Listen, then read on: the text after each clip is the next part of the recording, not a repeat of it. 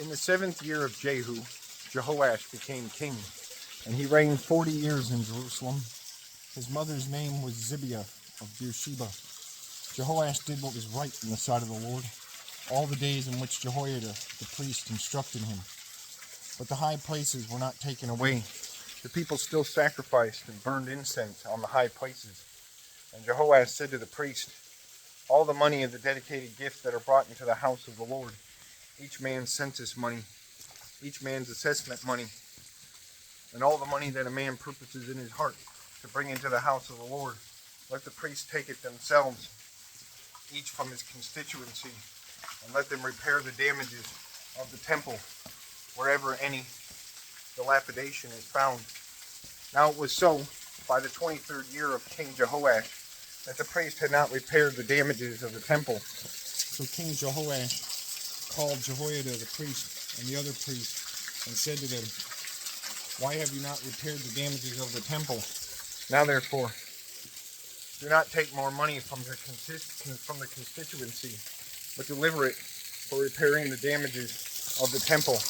And the priests agreed that they would never receive more money from the people, nor repair the damages of the temple. Then Jehoiada the priest took a chest, bored a hole in its lid, and set it beside the altar on the right side as one comes into the house of the Lord. And the priest who kept the door put there all the money brought into the house of the Lord. So it was, whenever they saw that there was much money in the chest, that the king's scribe and the high priest came up and put it in the bags and counted the money that was found in the house of the Lord. Then they gave the money, which had been apportioned, into the hands of those who did the work,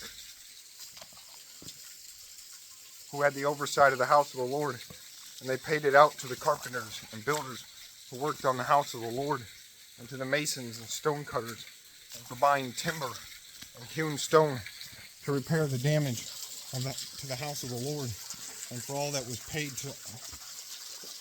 out to repair the temple.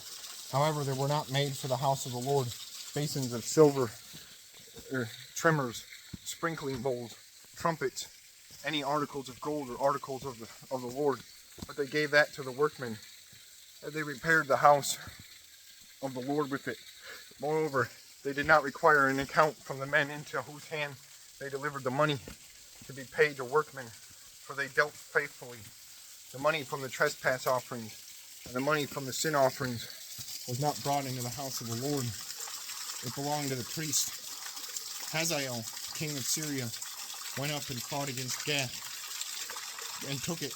Then Hazael set his face to go up to Jerusalem, and Jehoash, king of Judah, took all the sacred things that his fathers, Jehoshaphat and Jehoram and Ahaziah, kings of Judah, had dedicated, and his own sacred things, and all the gold found in the treasuries of his house of the house of the Lord in the king's house, and sent them to Hazael, king of Syria.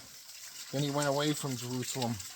Now the rest of the acts of Joash and all that he did, are they not written in the book of the Chronicles of the kings of Judah? And his servants arose and found a conspiracy and killed Joash, and formed a conspiracy and killed Joash in the house of the Millo, which goes down to Selah. For Josachar, the son of Shimeath, and Jehozabad, the son of Shomer, his servant, struck him. So he died, and they buried him with his fathers in the city of David. Then Amaziah his son reigned in his place.